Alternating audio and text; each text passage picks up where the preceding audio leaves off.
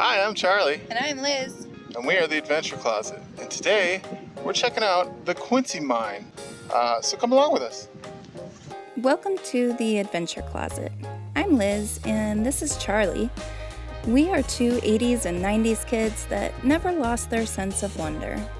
We're all over the map, exploring wild and abandoned places, discovering rocks, geology, and history of different areas, all while living and traveling in our minivan Opal. I guess you can say our life is a mixtape of adventures. So hop in the van, hit the subscribe button, and let's go somewhere.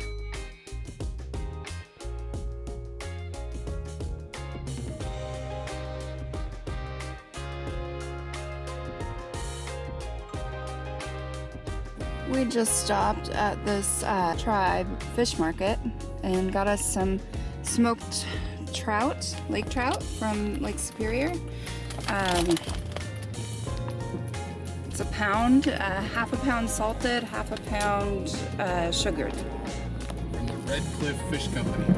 Yeah, we'll give it a try in a little bit. Yeah. This is the salted piece.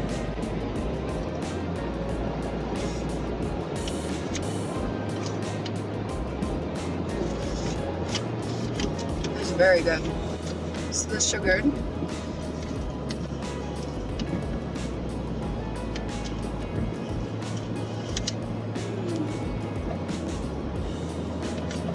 The sugared is my favorite. And it's really oily and fatty. It's so good. We tried the sugared. It's pretty good. I like the salted better though. Well, it looks like there's some snow on the ground here. Not much, but this is one of the reasons why we're kind of rushing to get to the UP, or the Upper Peninsula of Michigan, so that we can see it before the snow comes. Pure Michigan. Welcome to Michigan. Thanks, Google. We are excited to be here.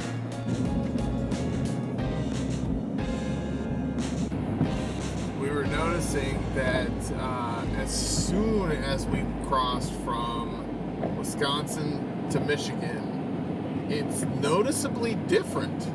It is. Like, you can tell you're in a different place. For one, the snow is a lot more once you cross that line from Wisconsin to Michigan. Yeah. And there's more conifers here, trees that don't lose their leaves in the fall. And there's mountains here in northern Michigan. I didn't think there was mountains up here, and there is. Yeah. So in fact, I'll show you some here in a second.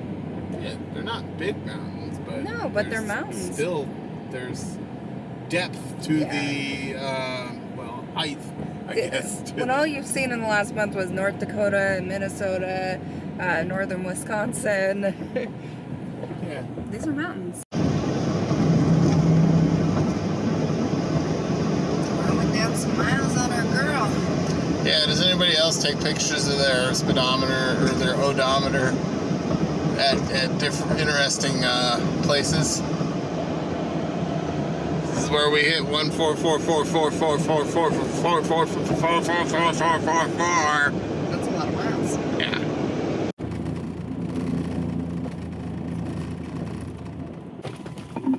Forest Road 360. We're hoping that there will be a place to park to sleep.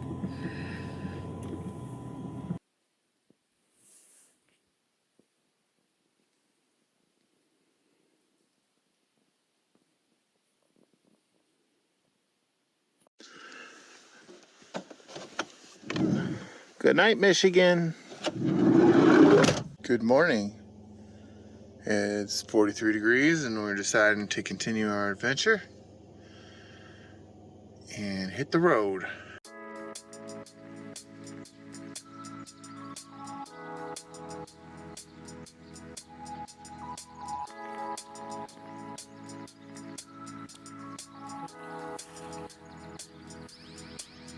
I don't see any land on the other side.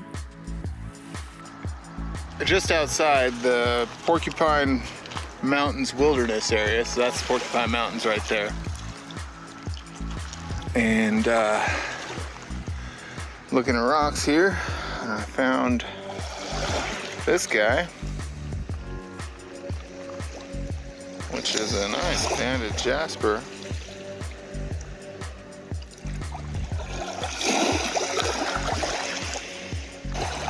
And then this one, which I'm not really sure what it is, but it's pretty cool. So, nice, beautiful area here. I saw a sign that said end of the earth and like 2 miles. So I think it's like right over there, which you'd be looking out that way and this way and you can't see anything. So I guess it would look like the end of the earth.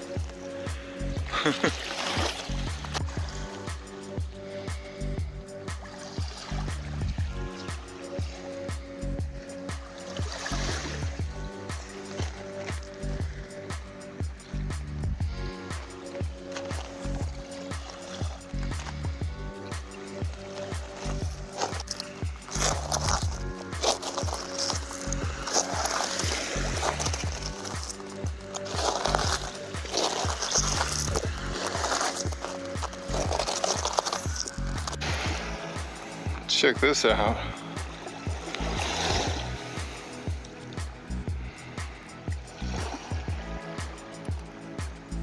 That is pretty cool.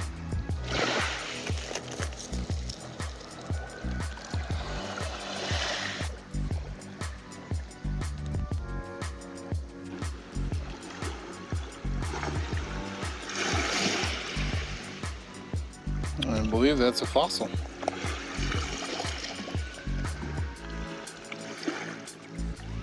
Looks like it. So these are Liz's finds.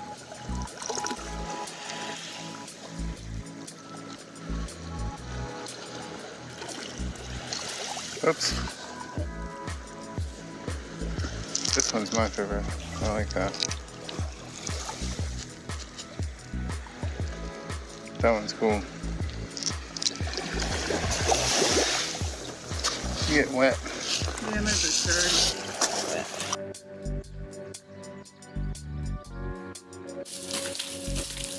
It does suck being in shoes. Yeah. So we were gonna check out Porcupine State Park, Porcupine Mountains, and it's only $10 to go in. And we're here. Yeah, but we're stubborn about stuff like that, so we're gonna... Maybe when we get a few more Patreons, we'll be able to do things like this. That's our passive-aggressive nod to join Patreon. All right, let's go find something for you to do. Yep.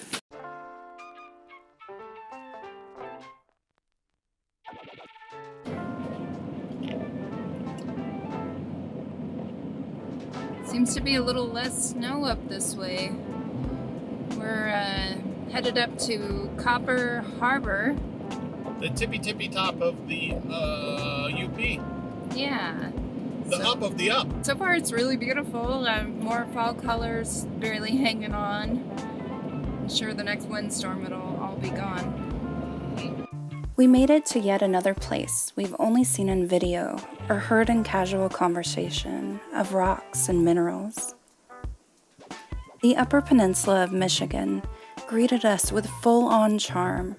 The streets were lined with ornate, historic homes and businesses. All the telltale clues that old money built these pleasant towns. But where did all that money come from?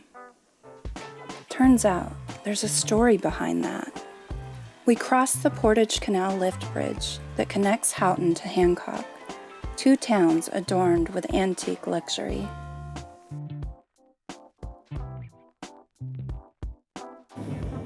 So, there's a lot of really cool old fancy buildings.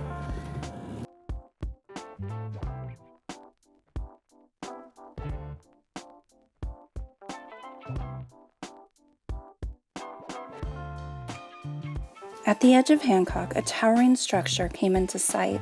Our eyes lit up because we knew it was a mine. We had to know what this was all about.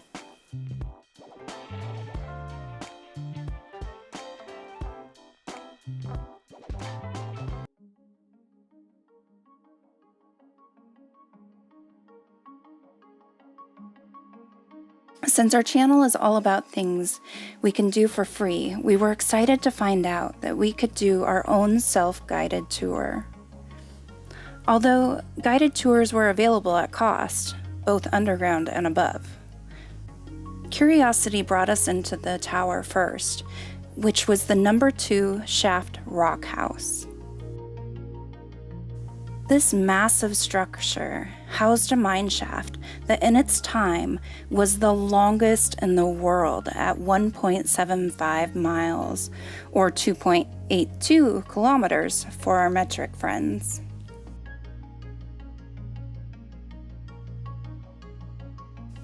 Inside was full of relics telling a story from long ago, a story that began in 1843. 6 years before the California Gold Rush. The Pewabic lode was discovered under this once untouched earth. This began our nation's first mineral boom that is hardly ever talked about. Gold gets all the glory. But when it comes down to it, copper and iron built this country. This place is massive.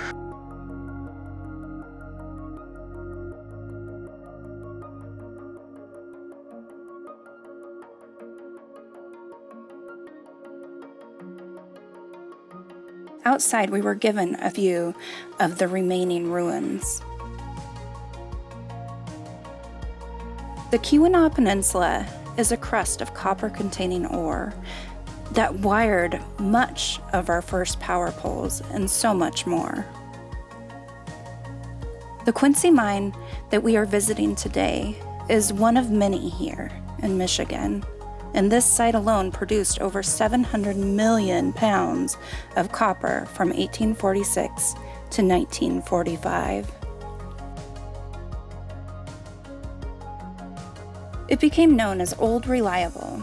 It had a run of paying dividends to its investors every year from 1868 to 1820. The Quincy Mine does have tours that are between $10 and $35, but we asked, and you can walk the grounds for free. So. And you can see a lot, well, as we'll show you. Yeah. Before heading down the hill toward the hoist house, we geeked out over a graveyard of rusty ore carts and steam engine components dating back to the 1800s.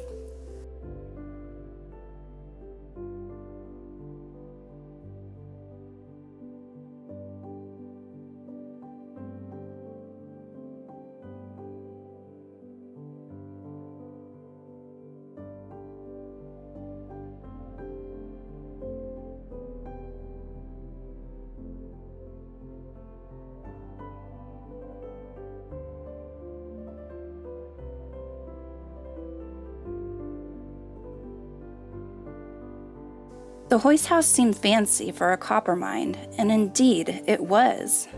It turns out that the Quincy Mine was producing so much wealth, they were able to throw $370,000 in 1918 toward building this notable structure.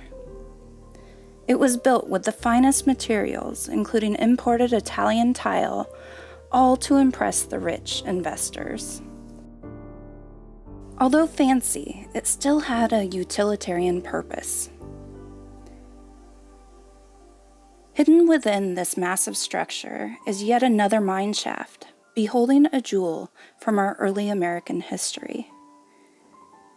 Behind walls we couldn't access on our free self-guided tour is the Nordberg steam hoist.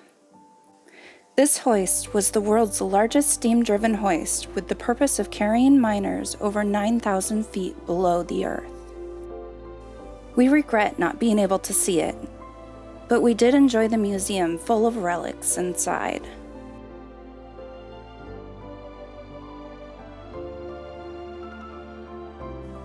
Including a diorama displaying the train system used to transport all that valuable ore. Huge pieces of native copper, tools, and more were beautifully displayed to fuel our curiosities.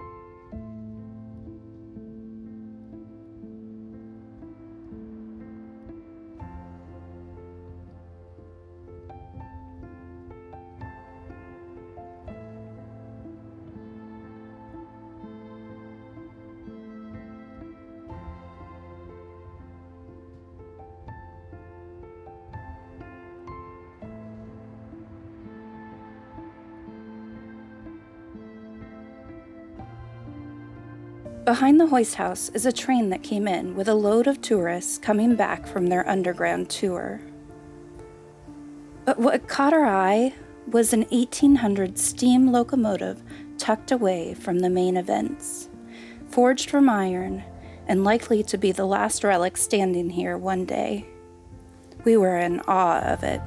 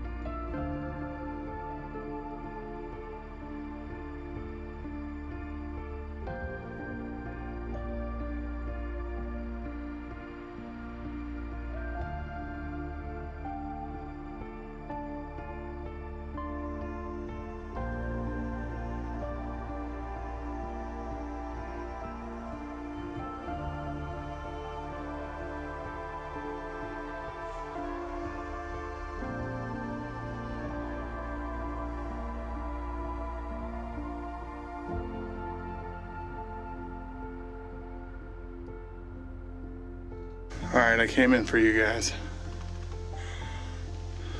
I climbed up it. Gosh, it's crazy.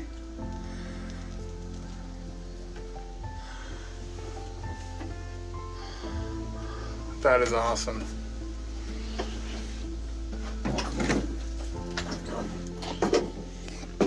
There's the old ore cart.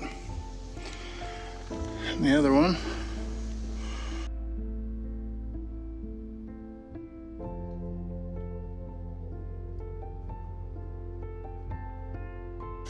That's pretty cool, isn't it?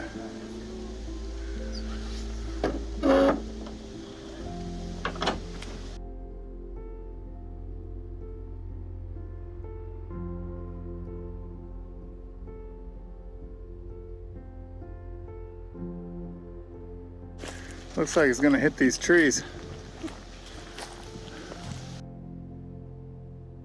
Next, we entered the Miners' Memorial House.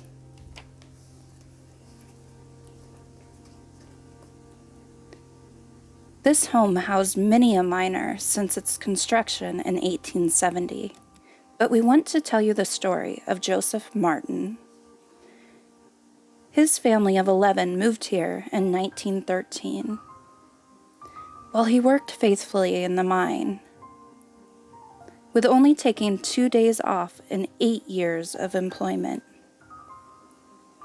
One was for a holiday, and the other was for a cracked skull in a mining incident.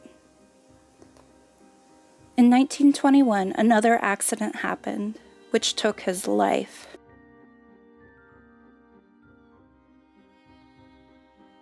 A classic and sad American story of sacrifice, so the rich can get richer. Mining was so lucrative for investors, but so unsafe for a miner living from one check to the next.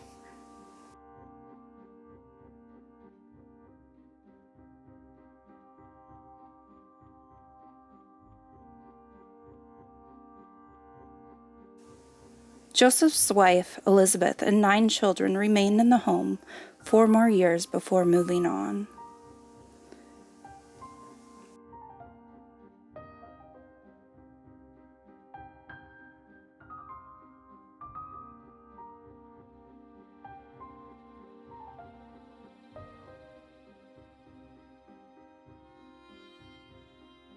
Next to the hoist houses, there's this giant smokestack that's fallen over here.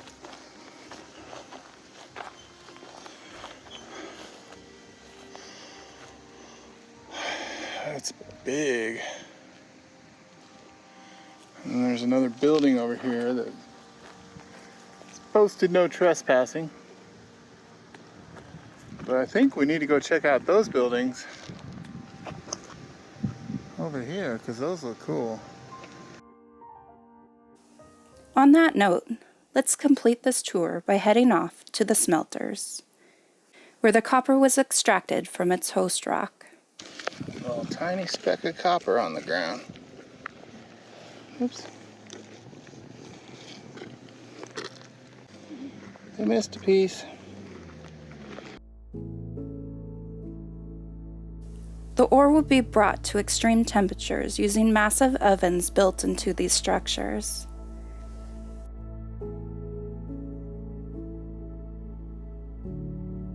Alright, here's another building.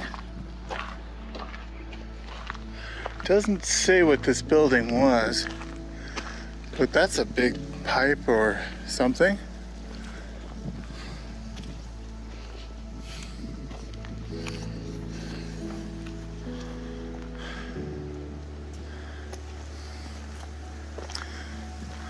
Oh, looks like an old smokestack. Yeah. So we didn't know that this was here. We literally just pointed to a place on the map and we're like, let's go there. And we found this.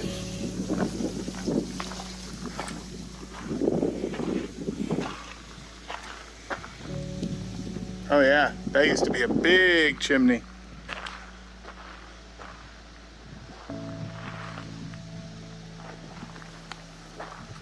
The heat, along with chemical reducing agents such as charcoal or coal, Cool. would help erode the unneeded material until just the copper metal was left. It was then cooled and loaded into the carts for the train to take away. Used to be a giant chimney. Oh, yeah. Square too, which is weird. Yeah, it looks like sandstone on the corner. It does. Kind of cut. It's like walking in the footsteps of people that were here 100+ years ago. Just imagine all the loud noises from all the mining and the refining of the ores and just steam engines, workers chatting.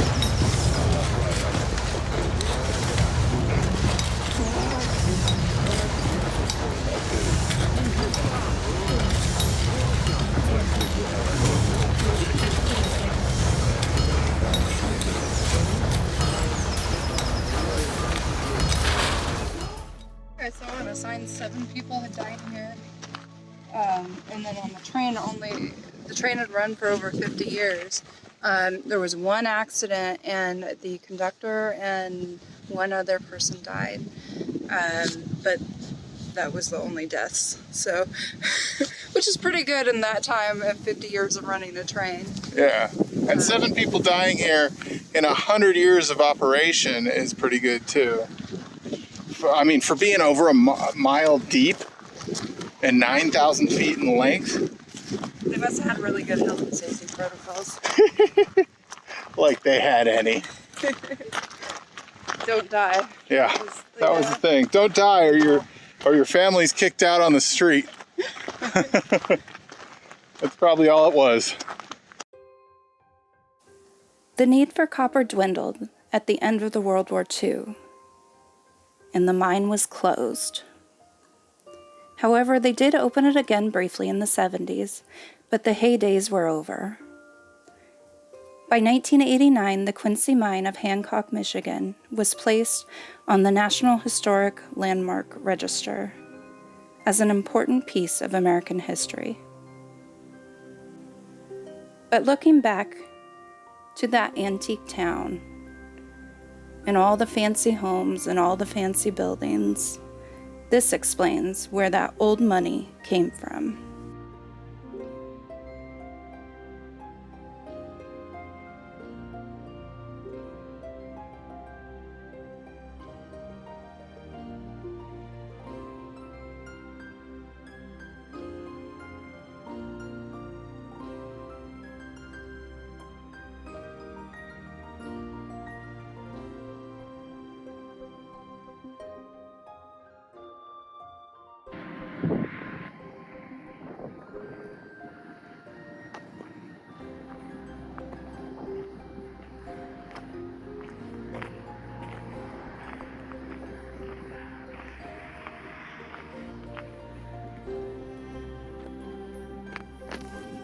Whoa.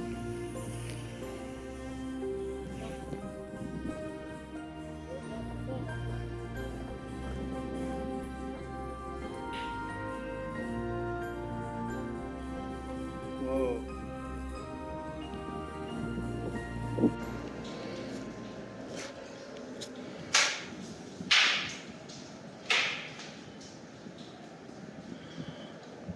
I didn't go far. Mm-mm.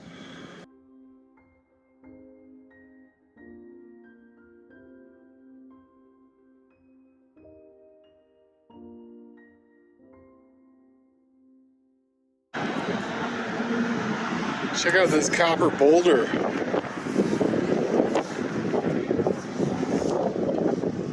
It's huge. It is huge. What about this guy?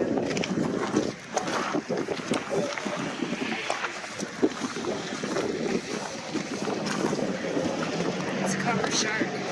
It's a copper shark. There's a silver shark here. Covered. She's one dirty girl.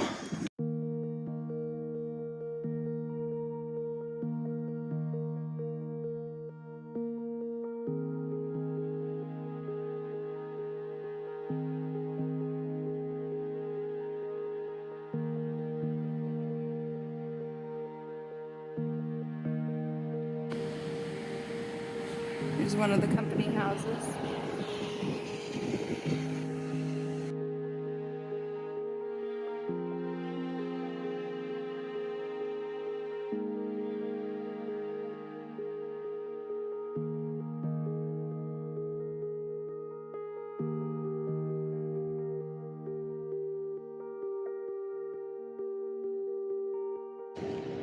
Well, that was fun. That was a lot of fun. Really cool mine. That thing was huge. It was. I love just stumbling across stuff like that on the road. Like, we were like, it says to check in, so it's gonna cost money, so we couldn't go. But we called. It was free. Yeah, they said you can walk around all you want. Yeah. Check But everything out. the tours would be definitely something to check out too, because it looks like that train that went up, you get to ride that on the tour. It says it's like a 2.5 hour tour. You can do the underground tour, you can do the above ground and underground tour, or just the above ground tour. But yeah, definitely something to check out if you're in the area. Yeah, we learned a lot while we were there. We did. So now it's time to find camp. I'm tired. Yeah. Unless we find rocks first. But thanks for watching. Don't forget to like and subscribe. Check us out on Patreon, Facebook, etc. Colon, semicolon, exclamation point, asterisk, hashtag pound sign. That's the same thing. Semicolon. Did you get that? Did I say semicolon or did I say colon? I think I said semicolon. Okay. All right, bye now. I know.